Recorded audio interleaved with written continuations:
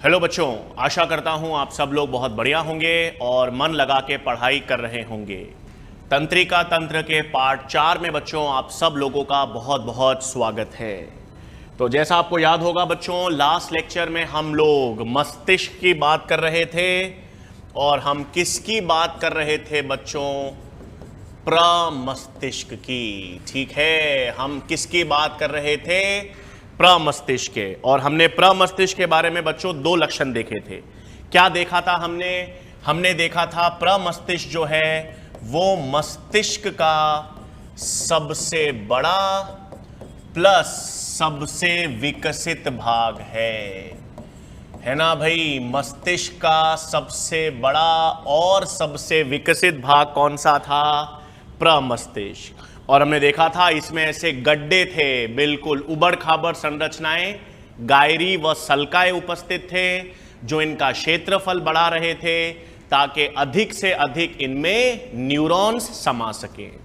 ठीक है बच्चों, अब हम आगे क्या बात करेंगे? अब आगे आपको ध्यान रखना है, ये जो हमारा प्रमस्तिष्क होता है बच्चों, हाँ, अगर आप सामने से देखो या साइड से देखो, तो अगर आप सामने से देखोगे बच्चों, सामने से प्रमस्तिष्क को, तो एक बीच में अनुदैर्ध्य अक्ष, हाँ बिल्कुल, बीच में एक लाइन होती है या फिशर होता है, वो हमारे प्रमस्तिष्क को 2 अर्ध गोलार्ध में विभेदित करता है। हाँ, तो क्या होता है भाई? एक अनुदैर्ध्य फिशर जिसे हम कहते हैं, वो क्या करता है? प्रमस्तिष्क को 2 अर्ध गोलार्ध में विभेदित करता है। फिशर क्या करता है बच्चों? प्रमस्तिष्क को 2 अर्ध गोलार्ध, यानी जिसे हम कहते हैं हेमिस्फीयर, में विभेदित करता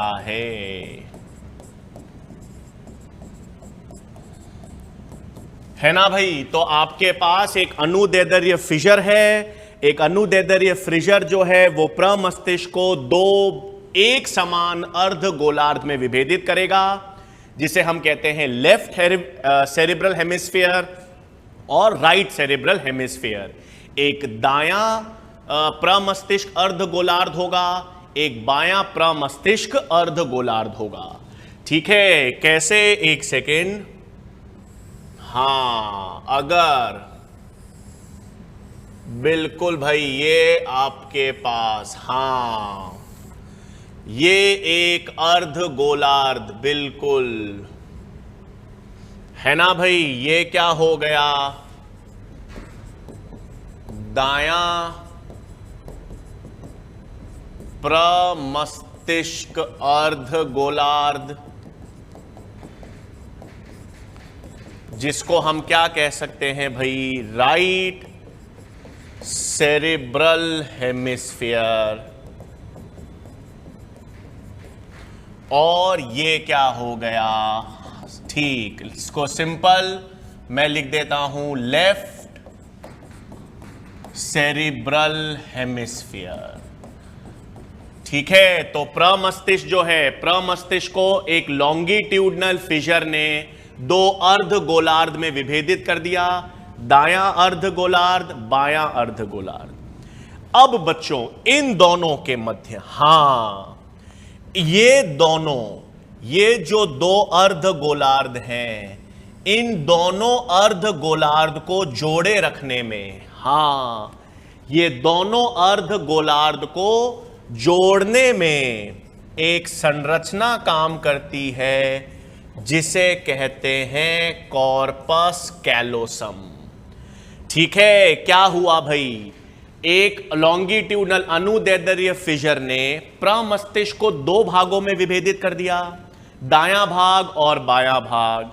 अब ये दोनों भाग को, दोनों अर्ध गोलार्ध को जोड़ने वाली संरचना कौन सी है? Corpus callosum. ये किससे बनी होती है बच्चों? ये बनी होती है श्वेत तंत्रिका रेशों से।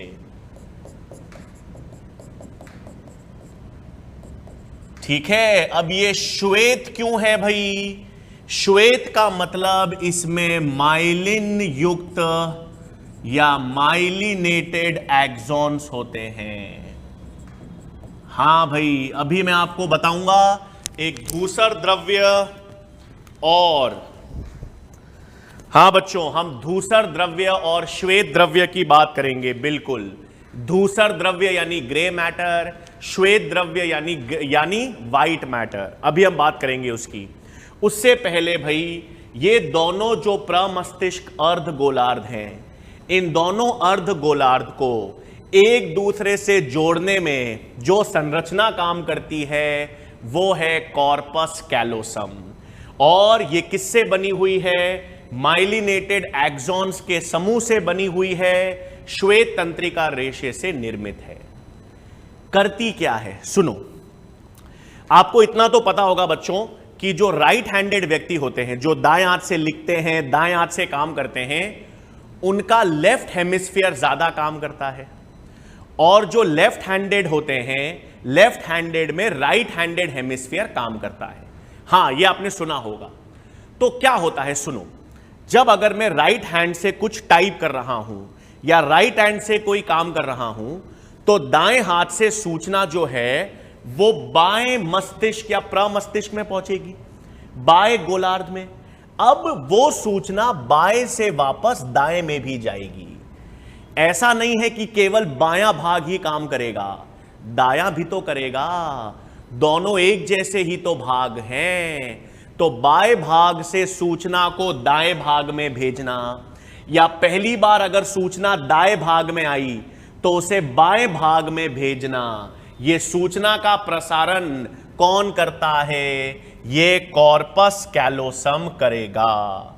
कौन करेगा भाई? कॉर्पस कैलोसम करेगा। ठीक है, तो अगर सूचना सबसे पहले बाएं अर्ध गोलार्ध में आई तो कॉर्पस कैलोसम से बाएं से दाएं भाग में जाएगी।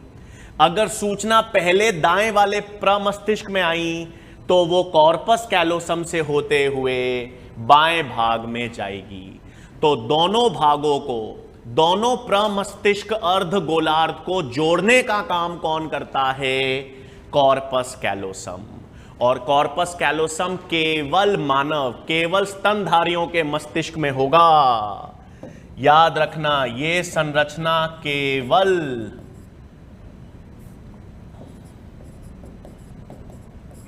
किस में होगी बच्चों? केवल स्तनधारियों के मस्तिष्क में, ये और किसी में नहीं होगी।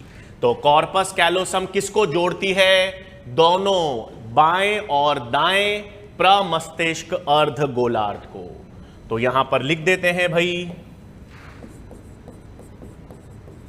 कॉर्पस कैलोसम दोनों प्रमस्तिष्क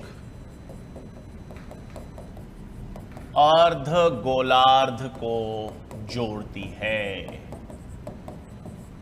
ठीक है भाई, ताकि सूचना का प्रसारण, पहली सूचना अगर बाएं वाले भाग में पहुंचे तो बाएं से दाएं भाग में भेजेगा। पहली सूचना अगर दाएं प्रमस्तिष्क भाग में पहुंचे तो दाएं से बाएं हिस्से में भेजेगा। ठीक है भाई, ये तो क्लियर हो गई आपके पास कॉर्पस कैलोसम। अब सुनो, अब ध्यान देंगे, सबसे पहले क्या बता रहा हूं, फिर डायग्राम से भी समझेंगे आसानी से। आ जाओ। सबसे पहले बच्चों, हम यहां पर, मैं किसकी बात कर रहा हूं? सेरिब्रल कॉर्टेक्स की। हां, यहां पर हम सबसे पहले कौन सा हिस्सा देख रहे हैं? प्रमस्तिष्क का बाहर वाला हिस्सा, यानी वल्कुट। ठीक है, हम किसकी बात कर रहे हैं? सेरिब्रल कॉर्टेक्स की बात कर रहे हैं। सुनेंगे, पहली चीज आपको सुन लो बच्चों, पहली चीज क्या समझनी है? जो हमारा प्रमस्तिष्क है यानी सेरिब्रम है, यह सारी ऐच्छिक गतिविधियों का केंद्र है। हां, सबसे बड़ा, सबसे विकसित भाग ही हमारे शरीर का कौन सा है? यह प्रमस्तिष्क है। और सबसे विकसित का मतलब जितनी ऐच्छिक गतिविधियां हैं, जितना ऐच्छिक गतिविधियां, जो हमारा इंटेलिजेंस है, जो हमारी इमेजिनेशन है, क्रिएटिविटी है, ये सारा जो ऐच्छिक गतिविधियों का नियंत्रण है वो कौन करेगा? सेरिब्रल वल्कुट वाला हिस्सा या प्रमस्तिष्क वल्कुट वाला भाग। कैसे? सुनो। अब पहली चीज बच्चों, इस प्रमस्तिष्क कॉर्टेक्स में सुनेंगे 3 तरह के केंद्र पाए जाएंगे। ठीक है, 3 तरह के केंद्र कौन से? संवेदी केंद्र, जिसे हम कहेंगे सेंसरी एरिया, एक सहयोगी या एसोसिएशन भाग, और एक चालक क्षेत्र या जिसे हम कहेंगे मोटर एरिया, है ना। जो हमारा प्रमस्तिष्क है बच्चों, अभी अपन देखेंगे प्रमस्तिष्क, सर प्रमस्तिष्क कैसे काम करेगा, क्या होगा, सब बताऊंगा। लेकिन प्रमस्तिष्क समझने से पहले आपको पता होना चाहिए प्रमस्तिष्क का जो बाहर वाला भाग है, बाहर वाला भाग है मतलब वल्कुट। किसी भी अंग का बाहर वाला भाग क्या होता है? वल्कुट। तो प्रमस्तिष्क वल्कुट वाला जो भाग है ना बच्चों, उसके 3 हिस्से हैं। मतलब जहां से सूचना प्रमस्तिष्क के पास आएगी, जहां से सूचना प्रमस्तिष्क के पास आएगी वो संवेदी, जहां से सूचना जाएगी वो चालक, है ना भाई। आप कोई चीज सुन रहे हो तो सुनने की सूचना आ रही है, किसी चीज को आप देख रहे हो दृष्टि की सूचना आ रही है, किसी चीज को टच कर रहे हो तो टच की सूचना, स्मेल की, ध्वनि की, ये सारी संवेदी सूचनाएं आएंगी कहां पर? संवेदी केंद्र में। उन सूचनाओं के अनुरूप क्या काम करना है, किस पेशी को काम करना है, किस अंग को काम करना है, तो सूचना जाएगी कहां से? चालक क्षेत्र। और उस सूचना को प्रोसेस करना है, वो सूचना को समझना है, वो समझना, वो क्या कहते हैं, विश्लेषण जो करना है, वो कौन सा है? एसोसिएशन भाग। बिल्कुल, जो विश्लेषण वाला भाग है, जहां पर विश्लेषण होगा, एनालिसिस होगी, जहां पर सूचना को प्रोसेस किया जाएगा, वो कौन सा भाग है? एसोसिएशन। मतलब सबसे जटिल भाग कौन सा है? एसोसिएशन। अरे भाई, छत पे पंखा है तो आंखों ने पंखे की फोटो खींची, वो फोटो मस्तिष्क के कौन से भाग तक पहुंची? संवेदी केंद्र। तो संवेदी केंद्र पर तो एक इमेज आई। अब ये इमेज किसकी है? अच्छा, छत पे है, हवा दे रहा है, ये पंखा है। ये विश्लेषण किसने किया? एसोसिएशन एरिया ने। फिर मोटर क्षेत्र ने बताया, अच्छा पंखा है, गर्मी लग रही है, इसको चालू करना है, तो चालक क्षेत्र से कंकाल पेशियों पे सूचना गई और हमने फैन ऑन किया, है ना। तो संवेदी, जहां से सूचना आएगी किस भाग में? संवेदी केंद्र। सूचना वापस निकलेगी किस भाग से? चालक। और उसका विश्लेषण, समझ, उसका प्रोसेसिंग किस भाग में होगी? एसोसिएशन भाग में। विश्लेषण कहां होगा? एसोसिएशन। ठीक है। अब क्या किया बच्चों? सुनो, वैज्ञानिकों ने, ये तो ठीक है, अब वैज्ञानिकों ने यह समझने की कोशिश की कि भाई प्रमस्तिष्क क्या क्या काम करता है ना। ये जो प्रमस्तिष्क का वल्कुट भाग है, ये क्या क्या काम करता है। तो प्रमस्तिष्क के कार्य को समझने के लिए इन्होंने प्रमस्तिष्क को 4 पिंड में विभेदित कर दिया। क्या किया? प्रमस्तिष्क को 4 पिंड में विभेदित कर दिया। देखो बच्चों, कार्य तो सब लिख ही लेंगे, कार्य आप याद भी रख लोगे, लेकिन पहले समझ लेना, मस्तिष्क इतना बेहतरीन अंग है हमारे शरीर का, तो इसको समझ लोगे तो बहुत मजा आएगा। ठीक है, तो आओ प्रमस्तिष्क के भाग को समझते हैं। आ जाओ। चित्र पर ध्यान नहीं देंगे, सिर्फ समझने पर ध्यान देंगे। चित्र तो आपको पता ही है मेरा कैसा बनता है बच्चों। ठीक है, अब मैं क्या कर रहा हूं, सुनो, समझाने के लिए। ठीक है भाई, समझाने के लिए ये मैंने एक प्रमस्तिष्क का भाग, आधा भाग लिया है। यूं खड़ा हूं मैं, ये मेरा साइड भाग, ये एक प्रमस्तिष्क का अर्ध गोलार्ध लिया है। ऐसा ही अर्ध गोलार्ध दूसरा बायां तरफ भी होगा। हां, मैंने एक अर्ध गोलार्ध लिया है प्रमस्तिष्क का समझने के लिए, ठीक है। अब सुनो, प्रमस्तिष्क समझने के लिए सबसे पहले तो उसमें 4 पिंड होते हैं बच्चों। हां, ठीक है, 4 पिंड कौन से होंगे अभी बता दूंगा मैं, 1 सेकेंड। हां, 4 पिंड कौन कौन से होंगे भाई, सुनो एक बार। आगे की तरफ, हां, आगे की तरफ जो पिंड होता है उसे हम फ्रंटल लोब कहते हैं। उसे क्या कहते हैं बच्चों, फ्रंटल लोब। कहने का मतलब ये आगे वाला हिस्सा, हां ये फ्रंटल लोब है।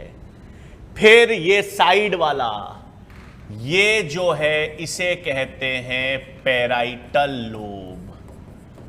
इसे क्या कहेंगे, पैराइटल लोब।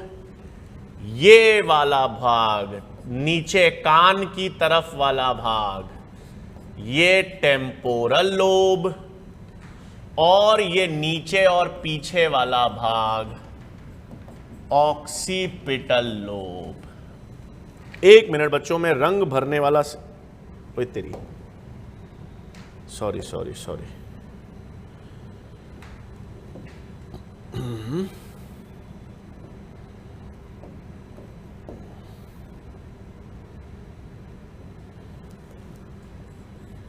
नहीं यार,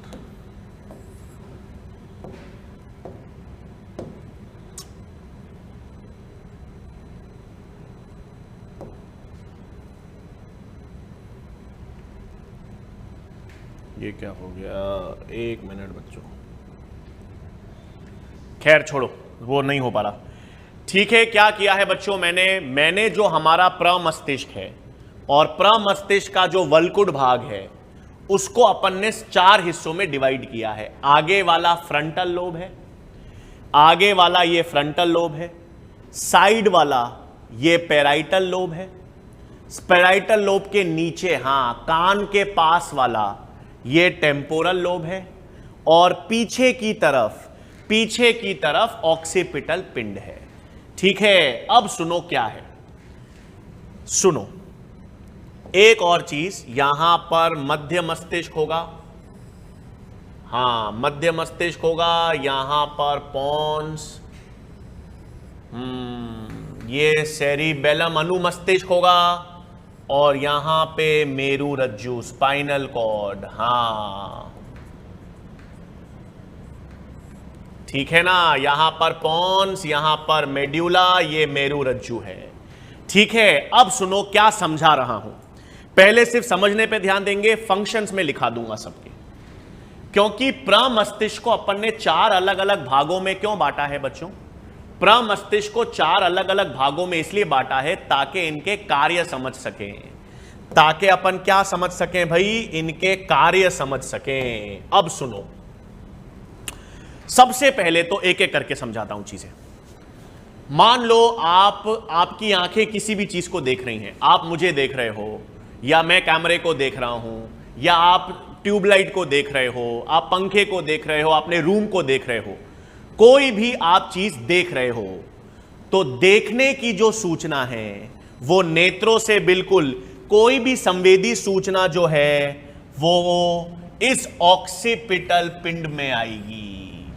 यहां पर क्या होगा, एक संवेदी क्षेत्र है ना भाई, यहां पर क्या होगा, संवेदी क्षेत्र। जो भी आप चीज देख रहे हो अपने नेत्रों से, वो संवेदी सूचना कहां पर आएगी भाई, ऑक्सीपिटल लोब पर आएगी। अब ये क्षेत्र पर आ गई, अब इसका विश्लेषण कौन करेगा कि भाई जो आप देख रहे हो वो दीवार है, जो आप देख रहे हो वो पंखा है, जो आप देख रहे हो वो एक व्यक्ति है, तो उसका विश्लेषण करना होगा। तो संवेदी क्षेत्र के पास में, हां संवेदी क्षेत्र के पास में वही विश्लेषण वाला एसोसिएशन क्षेत्र होगा, है ना। तो जो भी दृष्टि से संबंधित है, दृष्टि से या विजुअल से संबंधित है, जो भी चीजें आपकी आंखें देख रही है, वो सारी संवेदी सूचना किस क्षेत्र में आएगी, ऑक्सीपिटल पिंड में। किस में आएगी? इस ऑक्सीपिटल पिंड के संवेदी क्षेत्र में। और उसका विश्लेषण कहां होगा? उसके पास एसोसिएशन एरिया में। ठीक है, क्लियर? चलो अब इसी तरह से आपको कुछ बोला गया, ठीक है, आप कोई चीज सुन रहे हो मतलब कान से, ध्वनि से सुन रहे हो, या आप नाक से कोई चीज सूंघ रहे हो, स्मेल कर रहे हो। बिल्कुल, ध्वनि मतलब साउंड, सूंघना मतलब स्मेल। इनकी संवेदी सूचनाएं कहां पर आएंगी? इनकी संवेदी सूचनाएं कहां पर आएंगी? टेम्पोरल पिंड पर। अब जो आप सुन रहे हो, शब्दों में क्या बोला जा रहा है? भाई देखो, कान तो सिर्फ साउंड भेज रहा है, लेकिन मैं क्या बोल रहा हूं वो शब्दों को समझना पड़ेगा ना। भाई कान तो सिर्फ ध्वनि भेज रहा है, लेकिन ध्वनि में क्या शब्दों का प्रयोग हो रहा है, किस लैंग्वेज का प्रयोग हो रहा है, वो समझना भी तो पड़ेगा। स्मेल किसकी है? अच्छी स्मेल है, खराब स्मेल है, भोजन का गंध है, किस चीज की गंध है, उसका विश्लेषण। उसके विश्लेषण के लिए इसमें भी क्या होगा? एक एसोसिएशन क्षेत्र, है ना। तो टेम्पोरल पिंड बच्चों, टेम्पोरल पिंड में भी संवेदी क्षेत्र और एसोसिएशन क्षेत्र हैं। ऑक्सीपिटल पिंड में भी संवेदी और एसोसिएशन केंद्र है। फर्क क्या है? जो दृष्टि, हां, आंखों से दृष्टि वाली जो सूचना आ रही है वो ऑक्सीपिटल लोब में। जो ध्वनि और गंध, बिल्कुल साउंड और स्मेल की जो सूचना आ रही है वो टेम्पोरल पिंड में आ रही है। फिर तीसरा पैराइटल। अब देखो भाई, दर्द महसूस होता है, हां। दाब, प्रेशर, हां। ठंड लगती है, गर्मी लगती है, तो ठंड की, गर्मी की, स्वाद, भोजन के स्वाद का, ये सब संवेदी सूचना किस पर आएगी? पैराइटल पर। तो पैराइटल पर क्या होता है? सुनो, पैराइटल पे होता है बच्चों एक सोमैटो संवेदी भाग। ये बहुत सारी चीजों के लिए, किसके लिए भाई? पेन, दर्द के लिए, प्रेशर, दाब के लिए, गर्मी, ठंड, स्वाद, इन सब का संवेदी सूचना। भाई आप बाहर गए, बहुत गर्मी, तेज पसीना आ रहा है, गर्मी लग रही है, हम कहते हैं ना गर्मी लग रही है। अरे तो त्वचा को गर्मी लगती है क्या? त्वचा के पास तो केवल ग्राही है, उससे सूचना मस्तिष्क में जाएगी, इस पैराइटल लोब के पास, तब मालूम चलेगा गर्मी है। ठंड लग रही है भाई एसी में, तो ठंड लग रही है, कौन बताएगा? ये पैराइटल इस सोमैटो संवेदी के साथ एसोसिएशन भाग होगा। तो ठंड लगना, गर्मी लगना, स्वाद अच्छा या बुरा, दर्द होना, दाब लगना, ये सब का संवेदी भाग किसमें है? पैराइटल। कहने का मतलब, आप देखो बच्चों, आप अपने कांच में देखकर तैयार होते हो ना, तो कांच में देखकर तैयार हो रहे हो, तो इसमें ब्रेन का कौन सा भाग है? आप अपने आप को देख पा रहे हो, अच्छे लग रहे हो, बुरे लग रहे हो, घड़ी में समय देख पा रहे हो, है ना। आपके आसपास के वातावरण में क्या कुछ हो रहा है, वो किसमें? इस पैराइटल लोब में। हां, आपको ध्यान है जब ऑपरेशन करते हैं बच्चों, तो ऑपरेशन में एक एनेस्थीसिया देते हैं जो ओरिया को सुन कर देता है। जैसे पैर का ऑपरेशन है तो पैर के ऑपरेशन को सुन कर देते हैं, पैर के आसपास वाले हिस्से को, ठीक है, एनेस्थीसिया देते हैं। मतलब फिर उस पर दर्द का एहसास नहीं होता। सर्जरी करते हैं, ऑपरेशन करते हैं, तो उससे पहले एनेस्थीसिया देते हैं ना, तो एनेस्थीसिया इस पिंड को ही शांत कर देता है ताकि आपको दर्द, दाब कुछ महसूस ही ना हो। ठीक है, तो आप किस वातावरण में हो, आपको ठंड लग रही है, गर्मी लग रही है, आप कैसे लग रहे हो, ये सारी संवेदी सूचनाएं किसको देती हैं? पैराइटल लोब, है ना। यही विश्लेषण करके लगता है अच्छा मैं अच्छा लग रहा हूं, हाँ मैं कांच के सामने सही लग रहा हूं, घड़ी में समय क्या हुआ है, 4 बजे हैं, 5 बजे हैं। तो ये सब आपके वातावरण के आसपास की सूचना, संवेदी सूचना, पैराइटल लोब। सही बात। अब हीरो, ये तो समझ आ रही है, लिखा तो मैं दूंगा, लेकिन दृष्टि का संवेदी भाग किस पे है? ऑक्सीपिटल पिंड पर। सुनने का, गंध का जो संवेदी भाग है वो कहां पर है? टेम्पोरल पिंड पर। दाब, दर्द, गर्मी, ठंड, स्वाद, इन सब का कहां पर है? पैराइटल में। ये सब संवेदी सूचना पैराइटल, ऑक्सीपिटल और टेम्पोरल में आ रही है।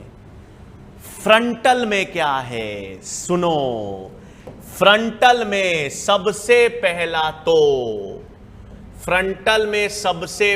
तो चालक क्षेत्र है भाई। चालक यानी मोटर एरिया। ठीक है, कैसे? आपका किसी ने हाथ दबाया, सुनो, ठीक है, आपका किसी ने हाथ दबाया जोर से, तो वो दर्द महसूस किसने किया? यहां से त्वचा के ग्राही से सूचना गई, सूचना प्रसारण हुई तंत्रिका आवेग के रूप में, कहां पर पहुंची? पैराइटल पिंड में। पैराइटल पिंड ने किसका एहसास कराया? दर्द का। हां, कि दर्द हुआ। बहुत जल्दी होगा, जितना मैं बता रहा हूं उतना टाइम नहीं लगेगा, बट जैसे ही आपका किसी ने हाथ मोड़ा, हाथ को दबाया, तो दर्द का एहसास, संवेदी सूचना कहां पर पहुंची? पैराइटल। अब आप क्या करोगे? अब आप उससे हाथ छुड़ाओगे ना, आप उससे हाथ छुड़ाओगे। तो आप हाथ छुड़ाओगे, ये कौन सा प्रक्रिया है? चालक। तो ये सारी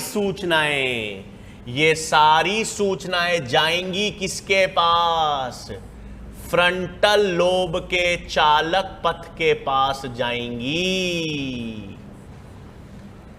ठीक है, इसी तरह से आपने देखा, मान लो एक शेर देखा, आप खड़े हो और आपके सामने से शेर आ रहा है या कोई भी एक जानवर आ रहा है, कॉकरोच आ रहा है भाई, कॉकरोच को देखा तो नीचे रेंग रहा है, छोटा सा जंतु है, कॉकरोच है, मालूम तो किसने बता दिया? ऑक्सीपिटल पिंड ने पहले देखा, फिर समझा अरे यार ये कॉकरोच है, अब इससे दूर भागोगे तो पेशियों में संकुचन के कारण ही दूर भागोगे। तो वो चालक पथ कौन सा है? फ्रंटल लोब ने काम किया। ठीक है, सुना आपने, हां, आपको बोला गया यार एक काम करो, जाओ मेरे लिए पानी की गिलास लेकर आओ, तो आपने साउंड सुना, उसका विश्लेषण किया, अच्छा शब्द बोले गए हैं, जाओ जाकर पानी लेकर आओ। किसने विश्लेषण किया? टेम्पोरल पिंड में। और उसके अनुसार आप जाने लगे, काम करने लगे, वो चालक पथ फ्रंटल लोब में है। ठीक है, एक बेसिक सिस्टम समझ आ रहा है, काम तो हम लिख लेंगे। पैराइटल पिंड का काम पेन, दाब, गर्मी, ठंड और स्वाद है। दृष्टि से संबंधित ऑक्सीपिटल पिंड है। ध्वनि, गंध, क्या कहते हैं, शब्दों को समझना, वो सब टेम्पोरल पिंड है। चालक पथ किस में होगा? फ्रंटल लोब में होगा। ये तो आप सबको मैंने बता ही दिया। अब दो चीजें और क्या? इस चालक पथ के अंदर ही बच्चों एक क्षेत्र होता है, ब्रोकास क्षेत्र। हां, ब्रोकास क्षेत्र ये इंपॉर्टेंट है भाई। ब्रोकास क्षेत्र इंपॉर्टेंट क्यों है? सुन लेंगे क्यों इंपॉर्टेंट है। बोलना, मैं कुछ बोल रहा हूं तो मेरे बोलने में क्या है बच्चों? मेरी जीभ काम कर रही है, टंग काम कर रही है, और ध्वनि उत्पन्न करने में कंठ काम कर रहा है।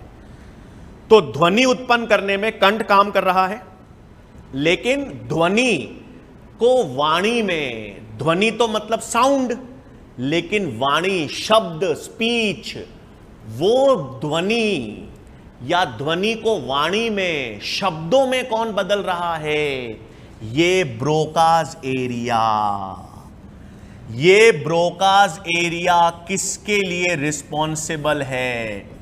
वाणी या स्पीच?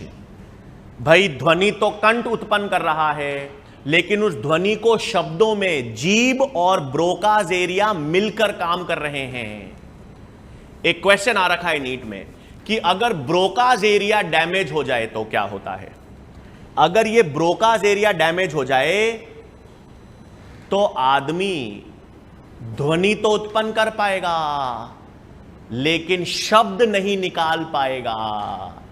अरे गूंगे व्यक्ति होते हैं ना, जो गूंगे व्यक्ति होते हैं वो ध्वनि तो उत्पन्न कर पाते हैं, ध्वनि तो उत्पन्न कर सकते हैं, कंठ तो काम कर रहा है, लेकिन शब्द नहीं बोल पाते, क्योंकि शब्दों को बोलना किसका कार्य है? ब्रोकास क्षेत्र। ब्रोकास क्या है? एक चालक क्षेत्र है जो कहां पर मौजूद है? फ्रंटल लोब पर। कहां पर मौजूद है? फ्रंटल क्षेत्र पर। आ रही है बात समझ में भाई? मजा आना चाहिए भाई। अगर आपको पता चल जाए कैसे काम हो रहा है तो मजा आ जाएगा। अब एक और चीज, तो अगर ब्रोकास एरिया डैमेज हो जाए ना बच्चों, तो ध्वनि तो निकलेगी लेकिन ध्वनि से शब्द नहीं बनेंगे, क्योंकि ब्रोकास एरिया वाणी के लिए आवश्यक है। सब लिख दूंगा पॉइंट्स, लेकिन समझ लो। और फिर एक और चीज सुनो, आ जाओ एक और चीज। अब सबसे जटिल, हां अब यहां पर बच्चों फ्रंटल लोब में ही एक प्री फ्रंटल कॉम्प्लेक्स होता है, प्री फ्रंटल एरिया। ये सारी जटिल प्रक्रिया, मतलब इमेजिनेशन, इंटेलिजेंस, क्रिएटिविटी, आपका आईक्यू, कोई आपका पर्सनालिटी, आपका एटीट्यूड है ना, ये सब जटिल व्यवहार जो है आपके, आप कितना सोच सकते हो, कितना इमेजिन कर सकते हो, क्या नया सोच सकते हो, आपकी पर्सनालिटी कैसी है, ये सब कौन करता है? Pre frontal area. यही केंद्र किसके लिए है? क्रिएटिविटी, आईक्यू, आपकी इंटेलिजेंस, आपका इमेजिनेशन, आपकी पर्सनालिटी, ये सारा जो जटिल व्यवहार है ना भाई, ये कौन नियंत्रित करता है? फ्रंटल लोब के आगे प्री फ्रंटल एरिया। हम कहते हैं ना कुछ नया सोचना है, यूं करके सोचते हैं, तो बेसिकली क्योंकि वो कौन सा भाग है? फ्रंटल पिंड का आगे का भाग।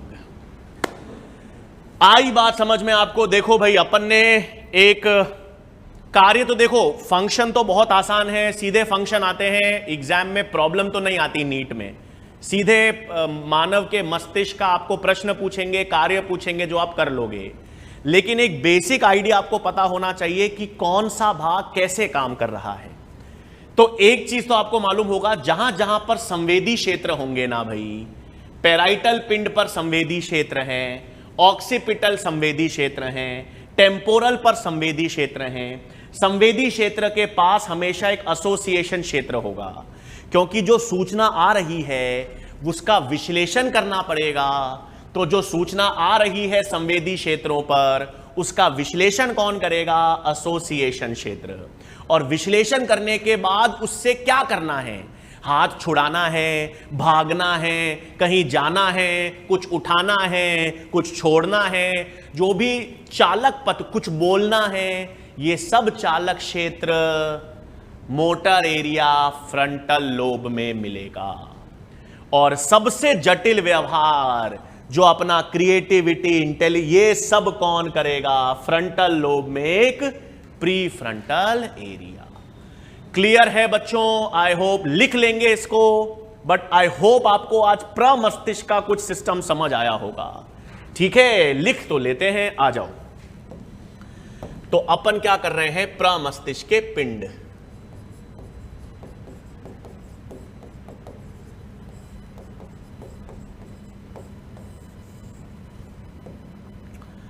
ठीक है भाई, हां, पहला मैंने ले लिया यहां पर फ्रंटल लोब।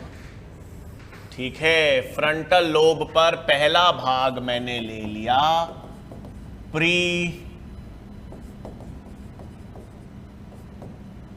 फ्रंटल भाग, है ना। ये किससे संबंधित है भाई? ये आपका आईक्यू, ये आपका इंटेलिजेंस, बुद्धिता, ये आपकी नई सोच, क्रिएटिविटी, आपका इमेजिनेशन। हाँ, आपको कोई प्रॉब्लम सॉल्व करनी है, क्वेश्चन का जवाब ढूंढना है, प्रॉब्लम सॉल्विंग, पर्सनालिटी, ये सब जो है ये कौन सा भाग? प्री फ्रंटल भाग। दूसरा यहीं पे लिख लेता हूं, ये तो पहला हुआ। दूसरा इसमें चालक क्षेत्र है ना भाई। इसमें क्या होगा? Motor area. और मोटर एरिया का एक उदाहरण याद रखना है। सारा मोटर एरिया इस पे ही है, मतलब पेराइटल पिंड, टेम्पोरल पिंड, ऑक्सीपिटल पिंड, सारी सूचनाएं जो हैं वो चालक पथ पे तो यहीं पर आएंगी। लेकिन इसके अलावा कौन सा क्षेत्र भाई? Broca's area. किसके लिए रिस्पॉन्सिबल है? वाणी या स्पीच या शब्दों को के लिए है। और अगर इसमें कोई डैमेज हो जाए, हां, यदि ब्रोकाज एरिया में कोई डैमेज हो जाए तो व्यक्ति बोल नहीं पाता। और व्यक्ति बोल नहीं पाता उसे कहते हैं अफेजिया। ध्वनि तो उत्पन्न कर पाएगा, कर पाएगा, ध्वनि तो कंठ पर है, लेकिन शब्द नहीं बोल पाएगा। ठीक है भाई, ये तो बात हुई फ्रंटल लोब की। फिर दूसरा अपने पास पेराइटल लोब है ना। पेराइटल लोब में क्या पाया जाता है भाई? सोमैटोसेंसरी एरिया, है ना। शरीर के सारे सोमैटो, या जिसको आप कह सकते हो कायिक संवेदी भाग इसमें है। किस किस के लिए भाई? दर्द, पेन, प्रेशर, ठंडी, गर्मी, हीट, कोल्ड। अंग्रेजी में लिख रहा हूं बच्चों, अब क्लियर होगा इतना तो। दर्द, दाब, ठंड लगना, गर्मी, स्वाद, ये सब। घड़ी देख रहे हो, घड़ी को देखना, शीशे के सामने तैयार होना, ये सब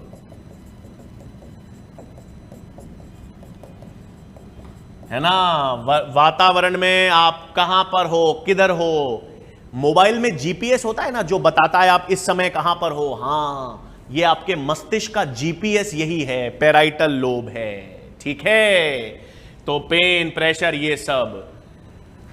और मैंने कहा था एनेस्थीसिया किस हिस्से पर काम करेगा? इस पेराइटल लोब पर। ठीक है। फिर तीसरा टेम्पोरल पिंड। तीसरा कौन सा आ गया भाई? टेम्पोरल पिंड आ गया। इस पर भी सेंसरी एरिया है, संवेदी क्षेत्र है। किसके लिए? साउंड, ध्वनि के लिए, ध्वनि का विश्लेषण, गंध का विश्लेषण। अब देखो भाई, एक और चीज समझो। मैं बोल रहा हूं, पढ़ा रहा हूं, मेरा कौन सा क्षेत्र काम कर रहा है भाई? चालक पथ। मेरा ब्रोकाज एरिया काम कर रहा है, इसलिए शब्द निकल रहे हैं मेरे मुंह से। मैं जो बोल रहा हूं आप सुन रहे हो और समझ रहे हो। मैं जो बोल रहा हूं वो सुन रहे हो, समझ रहे हो। सुनना मतलब ये, और उसका विश्लेषण कौन कर रहा है? Temporal lobe. मैं जो बोल रहा हूं वो आप समझ पा रहे हो ना, तो आपका कौन सा भाग काम कर रहा है समझने में? Temporal lobe. इसमें यही तो वर्निकेज एरिया है जो शब्दों को समझता है। शब्दों को समझना, या जिसे हम कहते हैं लैंग्वेज कॉम्प्रिहेंशन, है ना। आपके सामने कोई फ्रेंच बोले, जर्मन बोले तो समझ नहीं आएगी। क्यों? क्योंकि वो भाषा को सुन तो पा रहे हो लेकिन विश्लेषण नहीं कर पा रहे, वर्निकेज एरिया नहीं, क्योंकि वो भाषा आपने सीखी हुई नहीं है। ठीक है, तो शब्दों को समझने वाला क्षेत्र कौन सा है? वर्निकेज क्षेत्र। तो ध्वनि जो बोली जाएगी वही शब्द तो आपके कानों से कहां पर जाके विश्लेषण करेंगे? वर्निकेज एरिया। सही भाई, ये टेम्पोरल लोब है। और अंत में बच्चों टेम्पोरल के बाद कौन सा आ गया? Occipital lobe. ठीक है, इसमें भी संवेदी या सेंसरी एरिया है। इसमें भी क्या है भाई? संवेदी भाग।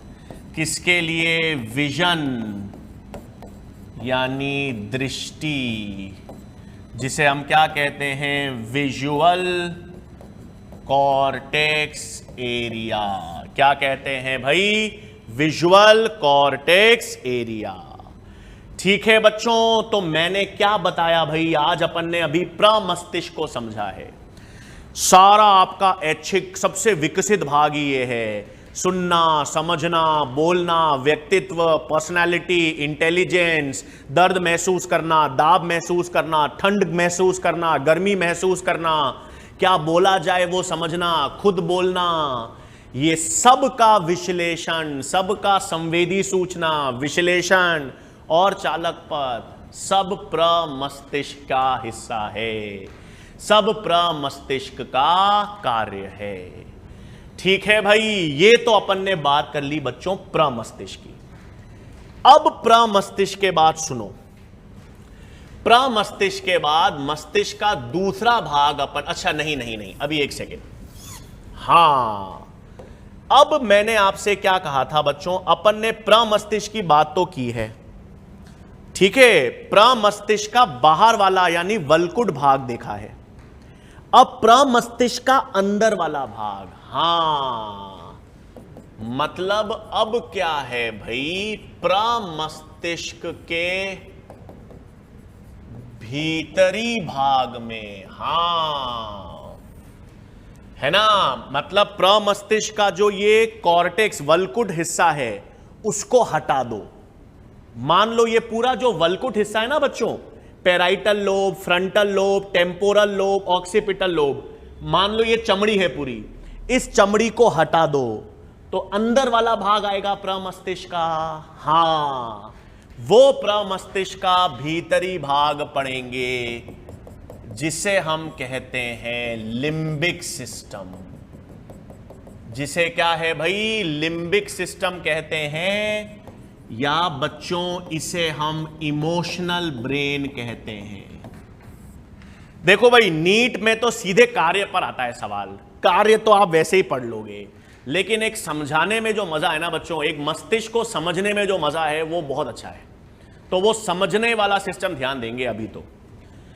तो प्रमस्तिष्क, मान लो ये जो प्रमस्तिष्क है ये एक चमड़ी थी जिसमें पेराइटल पिंड, टेम्पोरल पिंड, फ्रंटल पिंड और ऑक्सीपिटल पिंड थे। उस चमड़ी या कैप को मैंने हटा दिया, तो अब नीचे वाला जो भाग है प्रमस्तिष्क का उसे कहते हैं लिम्बिक सिस्टम या इमोशनल ब्रेन। हां, ये हमारे व्यवहार, इमोशन से संबंधित है, भावनाओं से संबंधित है, भावनात्मक मस्तिष्क, बिल्कुल सही। अब इस लिम्बिक सिस्टम में क्या पढ़ेंगे बच्चों? सुनो, इस लिम्बिक सिस्टम में बिल्कुल सही हमारे पास आएगा अमाइगडाला पिंड, हां, हमारे पास आएगा हिप्पोकैम्पस, और हमारे पास आएगा हाइपोथैलेमस।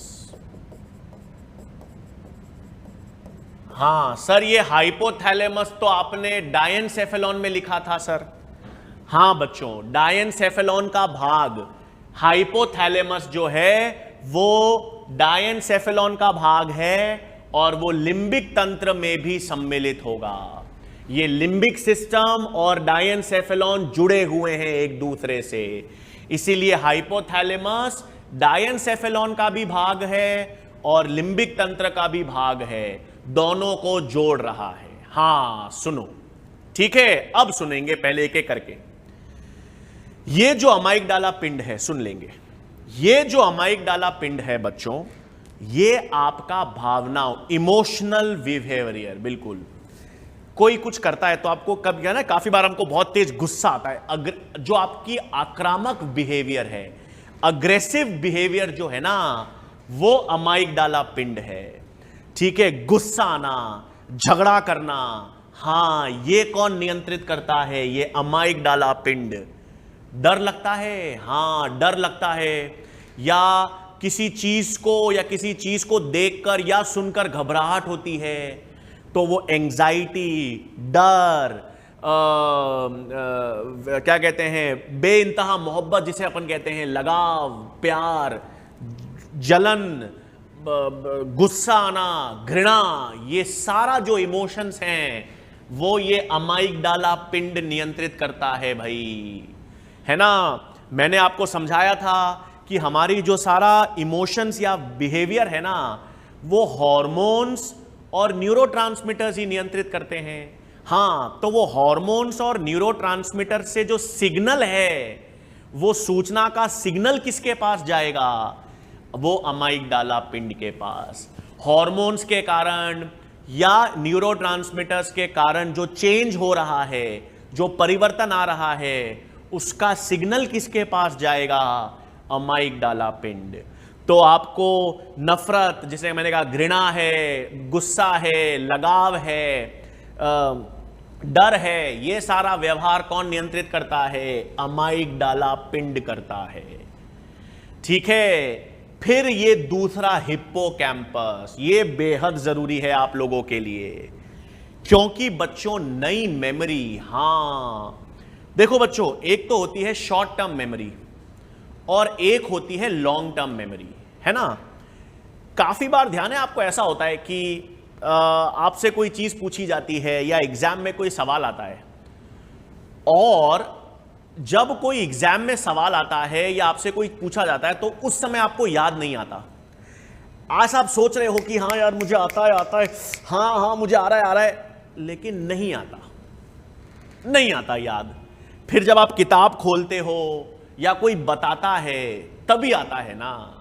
ऐसा बहुत बार होगा, नहीं सर मैंने पढ़ा है सर, नहीं सर मुझे आता है, अभी रुको मैं बता रहा हूं, लेकिन वो बता नहीं पाते, वो किताब खोलने पर ही पता चलता है, वो किसी बताने पर ही पता चलता है। तो ये बच्चा क्या है, देखो सुनो अब बच्चों, ये मस्तिष्क आपके मजे लेता है। हां देखो भाई, आपका और मस्तिष्क, आपके और आपके मस्तिष्क का चोली दामन का साथ है। जैसा आप अपने मस्तिष्क के साथ व्यवहार करोगे, वैसा ही व्यवहार मस्तिष्क आपके साथ करेगा। सिंपल सी बात याद रखना बच्चों, जैसा आप मस्तिष्क के साथ व्यवहार करोगे, वैसा ही व्यवहार मस्तिष्क आपके साथ करेगा। कैसे? मस्तिष्क कहता है भाई मस्तिष्क भूखा है, और मस्तिष्क जो है वो ज्ञान का भूखा है। मस्तिष्क कहता है भाई नई चीजें सोचो, नई चीजें करो, मेहनत करो, मुझे बताओ चीजें, मुझे चीजें बताओ, मेरे पढ़ो, सीखो, क्योंकि जितना पढ़ोगे, जितना सीखोगे, उतना मैं अपने मस्तिष्क के हिप्पोकैम्पस में चीजों को डालता रहूंगा, और मेरा हिप्पोकैम्पस ऐसे शॉर्ट टर्म मेमोरी से नई मेमोरी, नई स्मृति बनाता रहेगा। तो अगर आप ईमानदारी से, इसलिए मैं कहता हूं हमेशा, ईमानदारी से मेहनत कर रहे हो, पढ़ रहे हो, चीजों को याद रख रहे हो, आप रिवाइज कर रहे हो, तो आप मस्तिष्क के हिप्पोकैम्पस पे उसको उत्तेजित करते रह रहे हो। देख ये भी पढ़ा मैंने, हिप्पोकैम्पस ने लिया, हाँ भाई ये भी सीखा, ये भी पढ़ा, ये भी जाना, ये वापस पढ़ा, ये स्कोर पढ़ा, ये चौथी बार पढ़ा, पांचवी बार, इतना सारा सूचनाएं किसको मिलती रहेंगी? हिप्पोकैम्पस को। और हिप्पोकैम्पस इन सारी सूचनाओं से लॉन्ग टर्म मेमोरी बनाता रहेगा। देखो बच्चों, कुछ चीजें होती है ना जो आप चाह कर भी नहीं भूलते। जैसे फिल्मों के गाने आप रटा मारते हो क्या? रोज सुबह से शाम आप फिल्मों के गाने को याद रखते हो क्या? नहीं रखते ना, अपने आप याद हो जाते हैं। क्यों? क्योंकि आपको उनको सुनना अच्छा लगता है। फिल्मों के डायलॉग, फिल्मों के गाने ये बहुत जल्दी याद होते हैं। और 10-10 साल, 15-15 साल पुरानी फिल्मों के डायलॉग याद रहते हैं। 15-15, 20-20 साल वाले पुरानी फिल्मों के गाने, 100-100, 20-20, 30-30 गाने याद रहते हैं। कितने चीजें याद रहती हैं। लेकिन फिजिक्स की, न्यूमेरिकल्स की बात करें, बायोलॉजी के कुछ टॉपिक्स, केमिस्ट्री की बात करें तो सर भूल जाते हैं। तो ऐसा तो नहीं है ना कि आप में कोई स्प्लिट पर्सनालिटी है ना? अगर आप इतने जल्दी गाने याद कर सकते हो, इतनी जल्दी फिल्मों के डायलॉग्स याद कर सकते हो, तो आपके मस्तिष्क की क्षमता तो जबरदस्त है। ये तो आपको बायोलॉजी में मानना पड़ेगा। सब बाकी सब चीजें फालतू हैं कि सर ये इंटेलिजेंट ज्यादा है, ये इंटेलिजेंट कम है, सर इसके नंबर ज्यादा आ रहे हैं इसलिए ज्यादा होशियार है, मैं कम होशियार हूं। सब विज्ञान या हमारा बायोलॉजी इस चीज को नहीं मानता। वो मानता ही नहीं है कि कोई व्यक्ति कम इंटेलिजेंट है या कोई व्यक्ति ज्यादा इंटेलिजेंट है। बिल्कुल नहीं मानता बच्चों। ये भेदभाव सिर्फ मानव हमने बनाया गया है, समाज ने बनाया गया है, बायोलॉजी नहीं मानता। बायोलॉजी में आगे हम पढ़ेंगे बच्चों, एवोल्यूशन में पढ़ेंगे हम प्राकृतिक चयन, नेचुरल सिलेक्शन, डार्विन का सिद्धांत। सरल शब्दों में डार्विन का सिद्धांत कहता है बच्चों कि हर आने वाली पीढ़ी, हाँ, हर आने वाली जो पीढ़ी है ना, वो पुरानी पीढ़ी से बेहतर होती है। मतलब आपकी पीढ़ी हमारी पीढ़ी से बेहतर है। हमारी पीढ़ी शायद हमारे माँ बाप की पीढ़ी से ज्यादा बेहतर है। हाँ, शायद नहीं है, ये नेचुरल सिलेक्शन का नियम है कि हर आने वाली पीढ़ी बेहतर, अच्छे लक्षणों के साथ आती है तो उसकी क्षमता हमेशा बेहतर होगी। हां, उस क्षमता का आप यूज कर रहे हो या नहीं अलग बात है, लेकिन आनुवांशिक, जेनेटिकली, आनुवांशिक रूप से, कार्य की रूप से हर आने वाली पीढ़ी पुरानी पीढ़ी से बेहतर होती है। और क्षमता जो मस्तिष्क की है वो बहुत है यार। आप सोचो बच्चों, 100 बिलियन न्यूरॉन्स हैं हमारे मस्तिष्क में, 100 बिलियन न्यूरॉन्स। और ये मेमोरी जो है ना, आप चीजें याद करते हो, ये क्या है? ये आपके न्यूरॉन्स प्रोटीन्स बनाते हैं, और वो न्यूरॉन्स प्रोटीन्स के द्वारा एक दूसरे से साइनेप्स, कनेक्शन बनाते हैं। जैसे ये एक न्यूरॉन है, ये दूसरा न्यूरॉन है। अब आपने चीजें पढ़ी, समझी, तो ये कनेक्शन बन गया, ये एक साइनेप्टिक कनेक्शन बन गया दो न्यूरॉन के बीच में। ये मेमोरी है। मेमोरी कोई भौतिक चीज थोड़ी है, कोई फिजिकल चीज। सर मेमोरी क्या है? प्रोटीन है, लिपिड है, क्या है? कुछ नहीं। मेमोरी जो है वो एक न्यूरॉन और दूसरे न्यूरॉन का बीच का कनेक्शन है। तो 100 बिलियन न्यूरॉन्स हैं। एक न्यूरॉन अगर 100 न्यूरॉन के भी आसपास है तो कितनी मेमोरी, कितने कनेक्शंस बना सकता है ना? क्षमता जो मस्तिष्क की है वो जबरदस्त है, लेकिन वो क्षमता जितनी आप उसको इस्तेमाल करवाओगे उतनी ही तो कर पाएगा। और इस क्षमता का अच्छा यूज करने का सबसे पहला पद, सबसे पहली चीज है बच्चों इंटरेस्ट। मैंने कहा ना, मजा, इंटरेस्ट होना चाहिए। आज फिल्में देखने में बड़ा मजा आता है, डायलॉग सुनने में बड़ा मजा आता है, गाने सुनने में बड़ा मजा आता है, फिजिक्स का लेक्चर अटेंड करने में मौत आती है। तो आपने मस्तिष्क को जब पहले ही ये बोल दिया, अपना पहले ही ये धारणा बना ली कि इसमें मजा आएगा, इसमें मजा नहीं आएगा, है ना? ये भारत में एक बहुत बड़ा प्रॉब्लम है बच्चों। भारत में एक बहुत बड़ा प्रॉब्लम ये है कि पढ़ाई को है ना एक बोझ माना जाता है।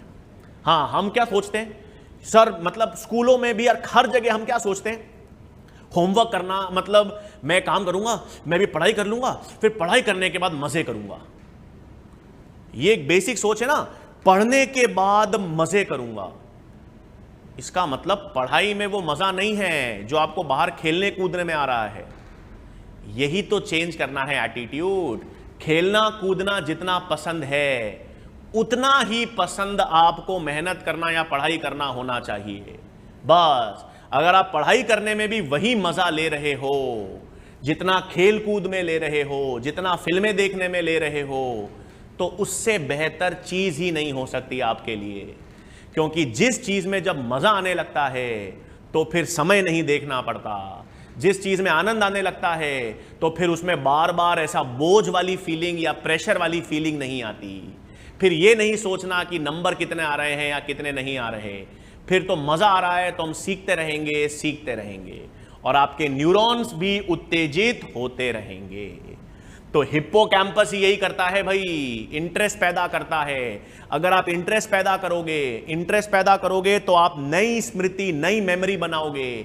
शॉर्ट टर्म मेमोरी को लॉन्ग टर्म मेमोरी में परिवर्तित कर सकते हो और हर वो चीज जो आपकी लॉन्ग टर्म मेमोरी में जाती है वो नहीं भूलते, लेकिन जो शॉर्ट टर्म मेमोरी में रहती है वो भूल जाते हो।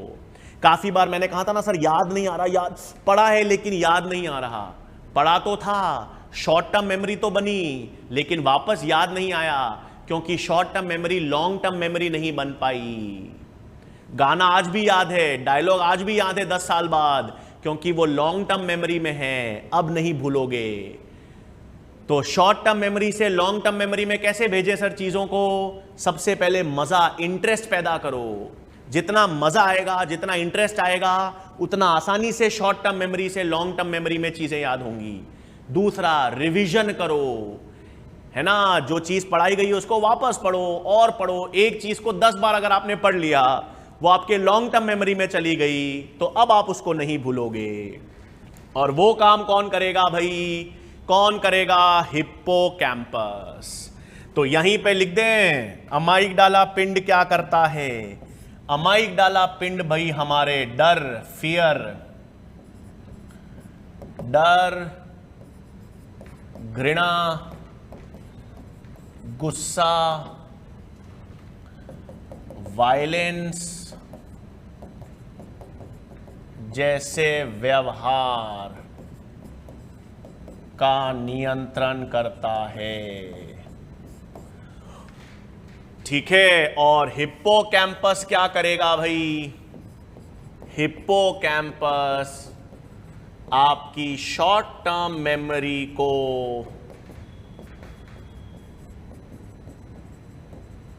लॉन्ग टर्म मेमोरी में परिवर्तित करता है। शॉर्ट टर्म मेमोरी को लॉन्ग टर्म मेमोरी में कौन कन्वर्ट करेगा? हिप्पोकैम्पस। अभी बच्चों में हाइपोथैलेमस नहीं बता रहा। अभी मैं हाइपोथैलेमस इसलिए नहीं बता रहा क्योंकि उसको अपन डायेनसेफेनॉल के साथ पढ़ेंगे। तो कहने का मतलब है हमारा जो इमोशंस हैं, भावनाएं हैं, आपकी जो मेमोरी है, ये सब का नियंत्रण कौन करता है? लिम्बिक सिस्टम करेगा। कौन करेगा भाई? लिम्बिक सिस्टम करता है। और लिम्बिक सिस्टम क्या है? प्रमस्तिष्क के भीतर का भाग। प्रमस्तिष्क के ये जो सारे पिंड को हटा दो तो पिंड के नीचे की ओर आपको क्या मिलेगा भाई? लिम्बिक सिस्टम मिलेगा। ठीक है भाई, क्लियर है चीज? चलो अब आ जाते हैं डायेनसेफेलॉन भाग पे। प्रमस्तिष्क का दूसरा भाग समझ रहे हैं, डायेनसेफेलॉन। इसमें भाई 3 भाग हैं। डायेनसेफेलॉन में क्या है? 3 भाग, बिल्कुल सही। एपिथैलेमस,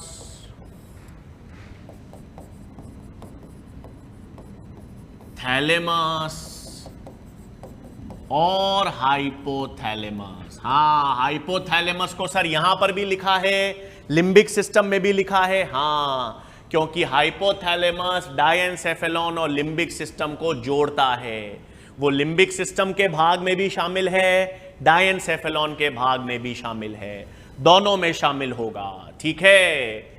अब भाई ये आसान है। एपिथैलेमस क्या है? एपिथैलेमस में पीनियल ग्रंथि है और पीनियल ग्रंथि से किसका स्त्रावन होता है?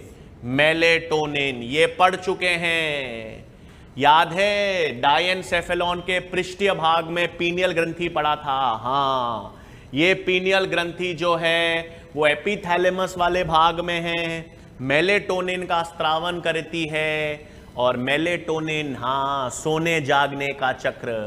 तो सोने जागने के चक्र का नियंत्रण यहीं से होगा। तो तो दो नए भाग पढ़ेंगे आज अपन। सबसे पहले पढ़ेंगे बच्चों थैलेमस। यह भी जबरदस्त चीज है, सुनो एक बार, जबरदस्त चीज है। मैंने आपसे क्या कहा कि ये सारी संवेदी सूचनाएं, एक चीज सुनो, थैलेमस का कार्य समझा रहा हूं, लिखा तो दूंगा। हां, ये पढ़ा था ना, मैंने कहा था कि दृष्टि से संबंधित संवेदी क्षेत्र, दृष्टि से संबंधित संवेदी सूचनाएं ऑक्सीपिटल लोब में आएंगी। दर्द, दाब, गर्मी, ठंड, स्वाद, ये सारी सूचनाएं, संवेदी सूचनाएं पैराइटल पिंड पर आएंगी। ध्वनि, गंध की सूचना टेम्पोरल पिंड पे आएगी। ये सारी संवेदी सूचना प्रमस्तिष्क के अलग अलग भागों में, पिंड में आएगी। अब ये सूचनाएं लाएगा कौन? ये सारी सूचनाएं एकत्रित कौन करेगा? थैलेमस। ये थैलेमस जितनी भी संवेदी सूचनाएं हैं आपके शरीर में, जितनी भी संवेदी सूचनाएं आ रही हैं, वो सारी संवेदी सूचनाओं को एकत्रित कौन करेगा? थैलेमस। देख रहे हो, दृष्टि की सूचना, सुन रहे हो, ध्वनि की सूचना, गंध आ रही है, गंध की सूचना, दर्द की सूचना, दाब की सूचना, फीलिंग, टच, सारी संवेदी सूचनाओं को एकत्रित कौन करता है? थैलेमस। अब ये सारी सूचनाओं को अगर प्रमस्तिष्क पे भेज देगा, सारी सूचनाओं को प्रमस्तिष्क पे भेज देगा ना, तो बड़ी दिक्कत है, बड़ी दिक्कत है। सुनो कैसे, सुनो। आप एक स्वादिष्ट भोजन खा रहे हो, आप एक स्वादिष्ट भोजन खा रहे हो, और स्वादिष्ट भोजन खाते हुए आपके टेबल पे चूहा आ जाए, तो आप डर जाओगे, डर जाओगे, आपका भागोगे वहां से। तो जब आप डर रहे हो, डर के भाग रहे हो, उस समय भोजन का स्वाद आएगा क्या? डर के भाग रहे हो, उस समय भोजन का स्वाद आएगा क्या? नहीं आएगा। आप एक फिल्म देख रहे हो, ठीक है, आप अपने घर में टीवी पे एक फिल्म देख रहे हो। जब आप टीवी पे फिल्म देख रहे हो, सुन रहे हो, तो आसपास आपके दोस्त या कोई मित्रगण बात कर रहे हैं, तो आपको डायलॉग सुनने हैं या उनकी बात सुननी है? क्योंकि वो बातें कर रहे हैं, उसकी ध्वनि भी आपके पास आ रही है। फिल्म में जो डायलॉग चल रहा है, उसकी ध्वनि भी आपके पास आ रही है। लेकिन आपको कौन पे, आपके लिए महत्वपूर्ण कौन सा है? फिल्म के डायलॉग सुनना। आपके लिए उस समय महत्वपूर्ण दोस्त की बात सुनना नहीं है। तो ये कौन है? कौन डिसाइड करता है कि कौन सी चीज ज्यादा महत्वपूर्ण है, कौन सी कम महत्वपूर्ण है? कौन सी संवेदी सूचना को भेजना है आगे प्रमस्तिष्क में, किसको नहीं भेजना है? ठीक है, आप ऐसे दीवारों पे रंग देख रहे हो, दीवारों पे रंग देख रहे हो, सडनली कोई कुत्ता पीछे से आ जाए, तो उस समय आप दीवारों के रंग को निहारोगे या वहां से भागोगे? भागोगे कुत्ते को देखकर, है ना? तो ये संवेदी सूचना तो आंखें देख रही हैं दीवार से भी, और यहां से भी आपको फीलिंग आ रही है दर्द की और प्रेशर की। तो कौन सी संवेदी सूचना महत्वपूर्ण है, कौन सी नहीं, ये थैलेमस ध्यान रखता है। एकत्रित तो ये सारी संवेदी सूचनाएं कर रहा है, लेकिन उसमें से कुछ संवेदी सूचनाओं को ही भेजता है। उसको लगता है अभी आदमी सिर्फ भोजन, ध्यान से भोजन कर रहा है, उसको भोजन का स्वाद लेना है, अभी वो और कल के एग्जाम के बारे में नहीं सोच रहा। तो थैलेमस केवल वो स्वाद की संवेदी सूचना कहां की ओर भेज रहा है? स्वाद की संवेदी सूचना कहां पर भेज रहा है? पैराइटल पिंड में। आप अपने दोस्त की बात ध्यान से सुन रहे हो, उसको कोई दिक्कत है जीवन में, वो आपको अपनी परेशानी बता रहा है, आप ध्यान से सुन रहे हो, तो थैलेमस संवेदी सूचनाओं को टेम्पोरल पिंड पर भेज रहा है।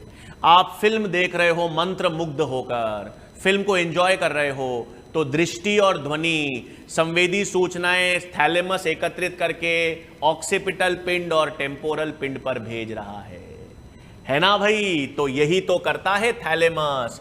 थैलेमस जो है ना बच्चों, वो क्या है? वह एक सहसंयोजी या रिले सेंटर है, रिले केंद्र है, जो सभी संवेदी सूचनाओं, जो सभी संवेदी सूचना को एकत्रित कर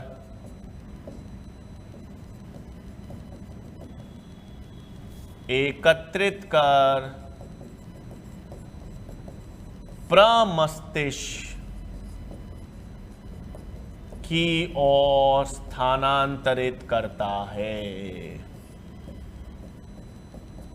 ना भाई। सारी संवेदी सूचनाओं को एकत्रित करेगा और सभी संवेदी सूचनाओं को एकत्रित कर फिल्टर करेगा। ये काम की है, ये काम की नहीं, ये जरूरी है, ये जरूरी नहीं। तो जो जरूरी नहीं है, जो काम की अभी नहीं है, उनको रोक देगा। काम की है, हाँ, ये काम की है, हाँ, ये काम की है, इसको भेजो। ये सुनने वाली काम की है, टेम्पोरल लिंब पे भेजो। ये काम की है देखने की, ऑक्सीपिटल पिंड पे। ये दर्द जरूरी है भाई, दर्द है, ठंड लग रही है, उसको वहां भेजो। तो थैलेमस ही निर्धारित करता है, एक बार तो सारी संवेदी सूचनाओं को एकत्रित करेगा और उसको विश्लेषण के लिए प्रमस्तिष्क की ओर स्थानांतरित करेगा। इसलिए इसे भाई सहसंयोजी और रिले केंद्र कहते हैं। ठीक है, फिर तीसरा और सबसे महत्वपूर्ण क्या आता है, हाइपोथैलेमस। ये कई सारे कार्य करता है भाई। हाइपोथैलेमस क्या क्या कार्य करेगा, क्या क्या कार्य करेगा, सुन लो। पहला कार्य तो है, हम पढ़ ही चुके हैं, पीयूष ग्रंथि का नियमन करता है। किसका नियमन करेगा भाई, पीयूष ग्रंथि का नियमन करेगा। ये तो अपन पढ़ ही चुके हैं। दूसरा भी अपन ने देखा, अमाइगडाला पिंड के साथ आपके इमोशंस को कंट्रोल करेगा। इमोशंस का नियमन, भावनाओं का नियमन अमाइगडाला पिंड के साथ मिलकर करेगा। फिर शरीर का ताप नियमन, हां भाई सबसे इंपॉर्टेंट, और शरीर का ताप नियमन। ये बुखार आता है ना, शरीर का तापमान बढ़ जाता है, तो शरीर के तापमान को बढ़ाना, घटाना, स्थायी रखना, ताप नियमन कौन करता है, हाइपोथैलेमस। ये भी अपन ने पढ़ा है, परासरण नियमन याद है ना, हाँ, ऑस्मो रिसेप्टर्स, ऑस्मोग्राही हॉर्स हाइपोथैलेमस पे थे, ये भी पढ़ा था अपन ने। और भूख और प्यास का केंद्र, भूख और प्यास का केंद्र, ये भी किस में होगा, हाइपोथैलेमस में। मतलब प्यास लगी है तो गला सूख रहा है, कौन बताता है, प्यास, पानी पीना है, कौन बताता है, हाइपोथैलेमस। भूख लगी है, पेट बताएगा क्या, नहीं, भूख लगती है, कौन बताता है, हाइपोथैलेमस। तो भूख का केंद्र, प्यास का केंद्र, परासरण नियमन, शरीर के ताप का नियमन, अमाइगडाला पिंड के साथ आपके इमोशंस का नियमन और पीयूष ग्रंथि का नियमन, सब कौन करता है, हाइपोथैलेमस। कौन करता है बच्चों, हाइपोथैलेमस। तो हमेशा हर एक कार्य इंपॉर्टेंट है, इस पे प्रश्न बन सकता है। ठीक है भाई, तो देखो भाई, आज बच्चों अपन ने समझा ज्यादा है, लिखा तो कम है। अपन ने बेसिकली बच्चों आज अग्र मस्तिष्क की बात की। अपन ने क्या पढ़ा है, अग्र मस्तिष्क में अपन ने प्रमस्तिष्क के अलग अलग हिस्सों की बात की, उसके अलग अलग भाग के कार्यों की बात की। फिर अपन ने प्रमस्तिष्क के भीतर वाला हिस्सा कौन सा देखा, लिम्बिक सिस्टम और डायएन्सेफेलॉन के तीनों भागों के कार्य देख लिए, एपिथैलेमस, थैलेमस और हाइपोथैलेमस। तो अग्र मस्तिष्क जो है बच्चों, वो अपन ने पूरा पढ़ लिया है। नेक्स्ट लेक्चर में, नेक्स्ट लेक्चर में फिर अपन मध्य मस्तिष्क यानी मिड ब्रेन और पश्चिम मस्तिष्क की बात करेंगे।